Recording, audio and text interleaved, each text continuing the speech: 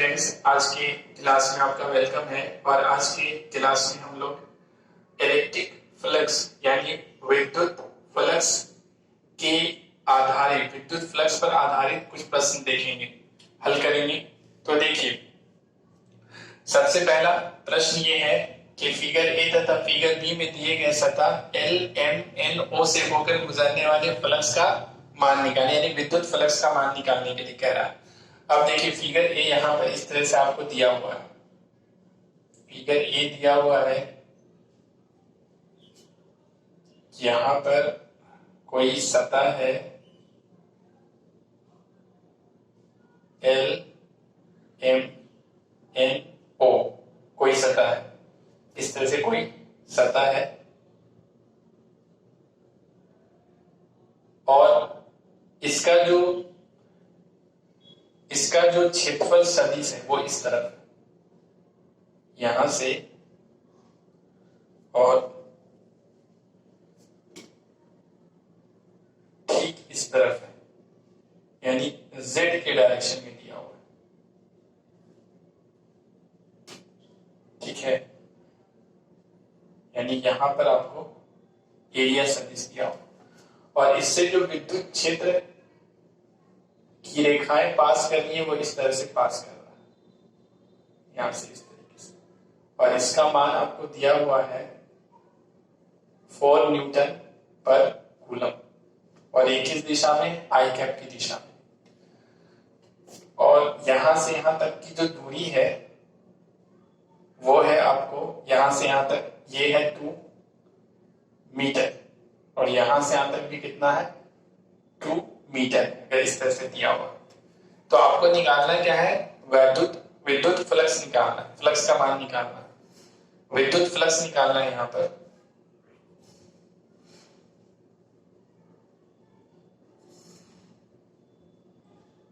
ठीक है, तो देखिए हम लोग क्या लिखेंगे दिया हुआ है, क्या क्या चीज दिया हुआ है, तो E का मान दिया हुआ है, तो E बराबर दिया हुआ है 4 न्यूटन पर कूलम, और ये आई कैप की दिशा में। एरिया दिया हुआ नहीं है, लेकिन यहां से यहां तक का लंबाई, यहां से यहां तक का चौड़ाई दिया हुआ है, तो एरिया निकाल लेंगे। तो एरिया हो जाएगा लंबाई गुने चौड़ाई होता है, लंबाई गुने चौड़ाई। 1 मिनट राइट कर दी।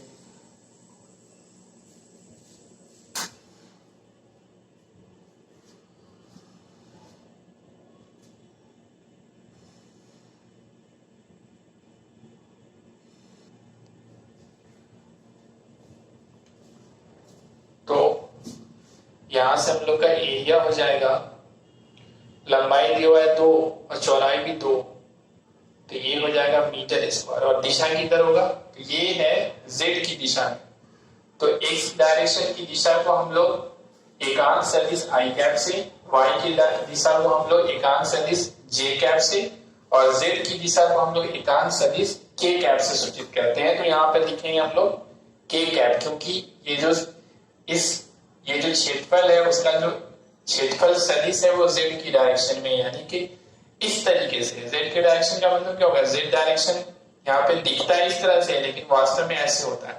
तो ये वाला भी जो है वास्तव में इस तरीके से। ठीक है, तो यहाँ पर देखिए हम लोग क्या लगाएंगे, अब सूत्र दिखाएंगे। हम लोग क्या निकालना है, फ्लक्स निकालना है, फ्लक्स को विद्युत फ्लक्स निकालना है, फाई से सूचित किया है। तो यहां से हम लोग लिखेंगे, हम जानते हैं कि फ्लक्स बराबर क्या होता है, E डॉट A होता है। तो यहां से हम लोग लिख सकते हैं E A और cos थीटा। ठीक है, E A cos थीटा से पहले वाली क्लास में बताए थे, A डॉट B बराबर A B cos थीटा, तो E डॉट A बराबर E A cos थीटा। तो यहां मान भरेंगे, तो E का मान कितना रखेंगे, यहां से 4 रखेंगे, और परिमाण रखना है, E का परिमाण कितना है, तो 2 दूना 4 हो जाएगा, ये भी 4 हो गया। cos थीटा, तो थीटा क्या होता है, E और A के बीच का कोण होता है।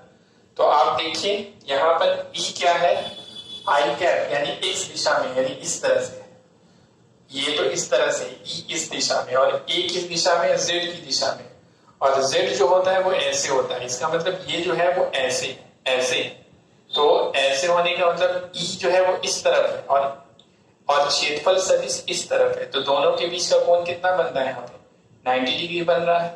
ठीक है, यही वाली चीज यहाँ पे इस तरह से दिखाएगा, लेकिन वास्तव में ये ऐसे है क्योंकि ये z की दिशा में, और z कैसे होता है, z डायरेक्शन ऐसे होता है। तो इसका मतलब है कि दोनों के बीच का ये E है और ये A है, तो E और A के बीच का कोण कितना है, 90 डिग्री है। तो यहाँ पे क्या लिखेंगे, 90 डिग्री। तो यहाँ पे सिर्फ फाई का मान हो जाएगा 4 चौके 16 और cos 90 का मान कितना होता है, 0। ठीक है, तो ये हम लोग का फाई का मान आ जाएगा 0। 0 से किसी चीज को भी गुणा करते हैं तो 0 होता है, न्यूटन मीटर स्क्वायर पर कूलम। ये हम लोग का वैद्युत फ्लक्स निकल गया, यानी 0 आएगा। इस स्थिति में कितना आएगा, 0 आएगा। ठीक है, समझ में आया, इसको उतार लीजिए। इसके बाद अगला फिगर बी में दिखाते हैं कि किस तरह से दिया हुआ है और आपको क्या निकालना है। ठीक है, मिटाते हैं इसको। देखिए फिगर बी में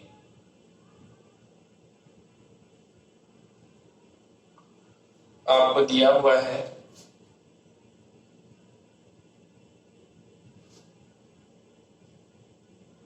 चित्र बी में इस तरह से दिया हुआ है।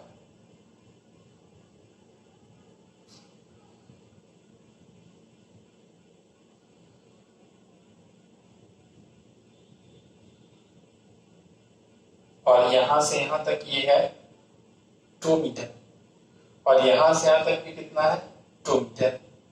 ठीक है, ये वाला आपको सतह है एल एम एन और ओ, ये सतह है। ठीक है, इस तरह से सतह है और इसका जो क्षेत्रफल सदिश है वो इस तरफ आपको दिया हुआ है, यहां से ऐसे। ठीक है, और यहां से पास हुआ है विद्युत क्षेत्र की रेखाएं, यहां से इस तरह से पास कर रहा है।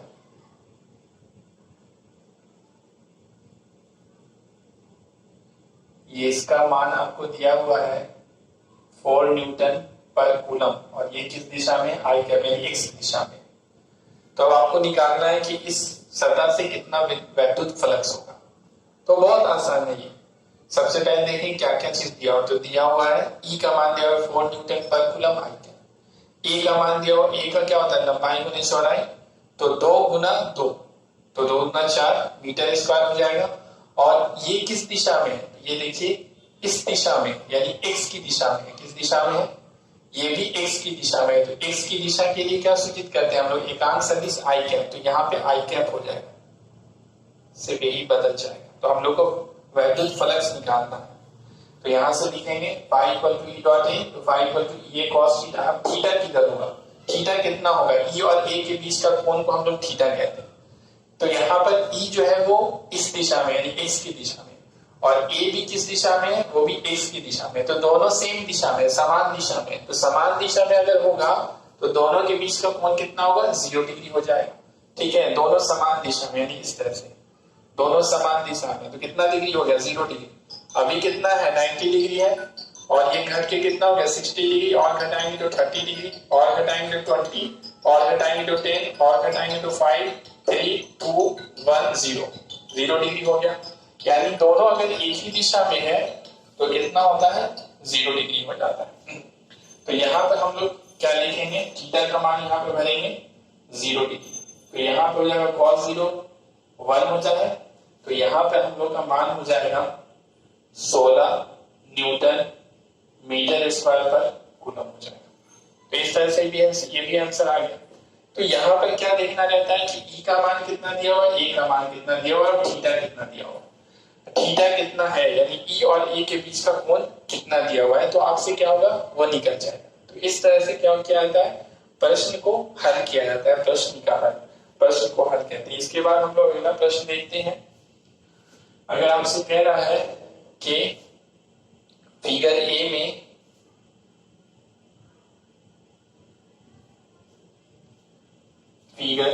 ये दूसरा प्रश्न हम लोग करते हैं।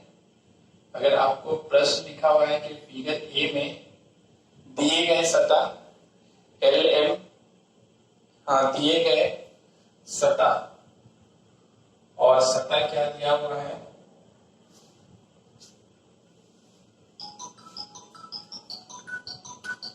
एक मिनट।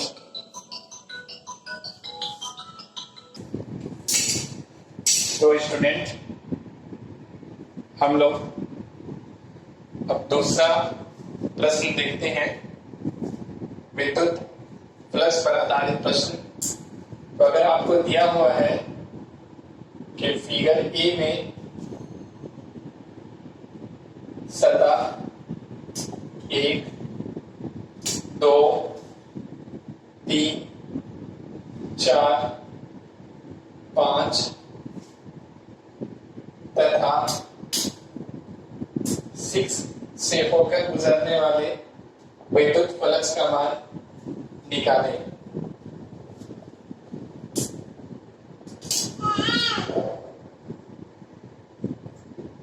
इसके साथ ही कुल सतह से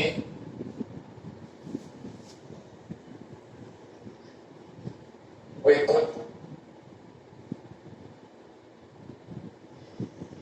फ्लक्स का मान निकालें। अब चित्र कैसा दिया हुआ है, तो चित्र अगर इस तरह का दिया हुआ है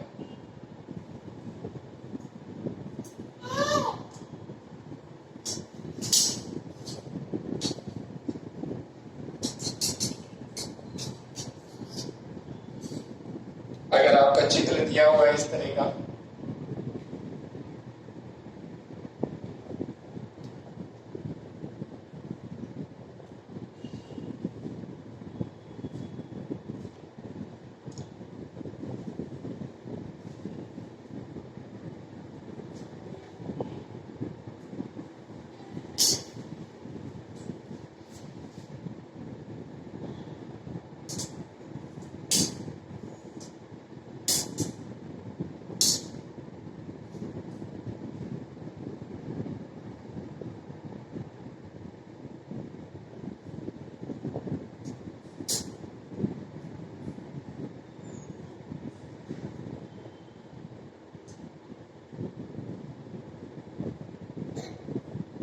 ये चित्र दिया हुआ है, यहां से यहां तक 2 मीटर है, ये भी 2 मीटर है और ये भी क्या है 2 मीटर है। और इसके साथ ही ये पहला सतह, ये दूसरा, ये तीसरा और ये नीचे वाला चौथा और यहाँ पे ये वाला 5वां और अंदर वाला छठा सतह। 6 सतह है इसमें से। इन 6 सतह में से निकालना है विद्युत फ्लक्स का मान निकालना है। ठीक है, अगर आपको ये दिया हुआ है E बराबर दिया हुआ है 4 न्यूटन पर कूलम और ये इस दिशा में x की दिशा में, तो आपको निकालना है। तो हम लोग पहली सतह से निकालेंगे। यहां पर परिमाण लेके चलते हैं। परिमाण कितना दिया हुआ, अगर दिशा भी आप ले लेते हैं कोई दिक्कत नहीं है। यहाँ पर ए का परिमाण लेने से, क्योंकि अलग अलग सतह के लिए ए का जो दिशा होगा वो अलग अलग होगा। ठीक है, तो हम लोग पहले सतह के लिए निकालते हैं। पहले सतह के लिए, तो पहले सतह के लिए यहाँ पे लिखेंगे φ1। तो φ1 का मान कितना होगा, तो देखते हैं यहाँ पे। तो देखिए इस तरह का कोई चीज है, ये आप देख रहे हैं क्यूब है, घन है और ये ऐसे रखा हुआ है। ठीक है, तो पहला सतह इसका इधर हो गया, ये पहला, ये दूसरा, ये तीसरा, ये चौथा, ये पांचवा और ये छठा। तो पहला सतह के लिए जब हम लोग निकालेंगे, और ये बंद सतह, तो बंद सतह में हमने बताया था कि जब भी क्षेत्रफल सदिश को लेंगे, क्षेत्रफल सदिश का जो दिशा लेंगे वो हमेशा बाहर की तरफ होता है। तो इस सतह से बाहर इधर होगा, ऐसे लेंगे तो अंदर हो जाएगा, ये बाहर हो गया, यहाँ से बाहर ऐसे, यहाँ से बाहर ऐसे, यहाँ से बाहर ऐसे, यहाँ से बाहर ऐसे, यहाँ से बाहर होगा। तो इस सतह के लिए जो इस सतह का जो क्षेत्रफल का दिशा होगा वो इस तरफ होगा, इस तरफ है। और यहाँ से हम लोग देख रहे हैं कि जो विद्युत क्षेत्र है, विद्युत क्षेत्र की तीव्रता का दिशा किस तरफ है, इस तरफ है, इस तरफ है, देख रहे हैं। तो ये इस तरह से, यहाँ से यानी इस तरफ। तो इन दोनों के बीच का कोण कितना होगा, 180 डिग्री होगा। क्षेत्रफल का दिशा इधर है और विद्युत क्षेत्र का दिशा इधर होगा। तो यहाँ पे हम दिखा भी देते हैं, ताकि अगर यहाँ से लेंगे तो क्षेत्रफल का दिशा इस तरफ होगा, यहाँ से इस तरफ, ठीक है ना। तो ये हो गया आपका। तो यहाँ पर कितना मान रखा है, 180 डिग्री रखा है। ये सब कुछ समान रहेगा। समझे, ई का मान 4 हो गया और ए का मान कितना है, यहाँ से 2 दूना 4 होगा। यहाँ पे आप लिख सकते हैं 4 मीटर स्क्वायर। तो यहाँ से हम लोग का मान कितना जाएगा, cos 180 का मान कितना होता है, cos 180 का मान होता है -1, ठीक है। तो यहाँ से ये हो जाएगा आपका -16 न्यूटन मीटर स्क्वायर पर कूलम। ये आपको पहला सतह से फ्लक्स निकल गया, इसको φ1 मान लीजिए। अब हम लोग निकालेंगे दूसरे सतह से, तो लिखेंगे दूसरे सतह से, यहाँ पे लिख देते हैं पहले सतह से। तो दूसरे सतह से क्या होगा, φ2। अब देखिए दूसरा सतह किधर है, तो यहाँ पर ये वाला सतह दूसरा सतह है, यानी इसमें अगर देखेंगे तो ये वाला सतह दूसरा सतह है। तो अगर ये सतह है तो इससे जो क्षेत्रफल का दिशा होगा वो बाहर की तरफ इधर होगा। तो क्षेत्रफल का दिशा इस तरफ है, ठीक है, क्षेत्रफल है इस तरफ, क्षेत्रफल का दिशा, और विद्युत क्षेत्र का दिशा जो है वो भी इसी तरफ है। यहाँ हम लोग देख रहे हैं इस तरफ है, तो विद्युत क्षेत्र का दिशा भी इसी तरफ है। तो दोनों के बीच का कोण कितना होगा, दोनों के बीच का कोण 0 डिग्री हो जाएगा। देखिए यहाँ से 180, 90 डिग्री, अगर आधा करेंगे तो 45, और कम करेंगे तो 30, 15, 10, 5, 4, 3, 2, 1, 0। कितना हो गया, दोनों अगर रेखा अगर समान है तो दोनों के बीच का कोण कितना हो जाएगा, 0 डिग्री। तो यहाँ पे हमारा हो जाएगा EA और cos 0 डिग्री।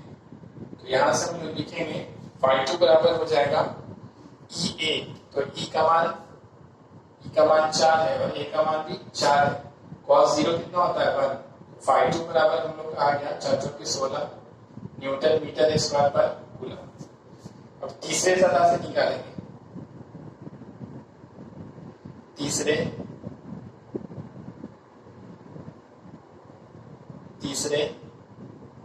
सतह से। तो देखिए φ3 बराबर क्या हो जाएगा, तीसरा सतह कौन सा है, ये वाला सतह, ऊपर वाला सतह। तो यहाँ देखिए ऊपर है, तो ऊपर से ऊपर वाला सतह के लिए क्षेत्रफल का दिशा किधर होगा, ऊपर की तरफ, बाहर की तरफ लिया आता है, बंद सतह से बाहर की तरफ, तो ऊपर हो जाएगा। और विद्युत क्षेत्र किस तरफ है, इस तरफ है, तो विद्युत क्षेत्र इस तरफ है। तो दोनों के बीच का कोण 90 डिग्री बन रहा है, यहाँ पे देख रहे हैं ये कोण 90 डिग्री बनेगा। तो यहाँ पर अगर आप दिखाना चाहें तो क्षेत्रफल का दिशा इधर है और इस सतह के लिए क्षेत्रफल का दिशा ऊपर होगा। तो यहाँ पे कोण कितना बना, 90 डिग्री। तो ये हो जाएगा EA और cos 90 डिग्री। तो ये हो जाएगा EA और cos 90 का मान कितना होता है, E का मान 4, A का मान भी 4, cos 90 0। तो φ3 का मान कितना आ गया, 0 न्यूटन मीटर स्क्वायर पर कूलम। अब चौथे सतह से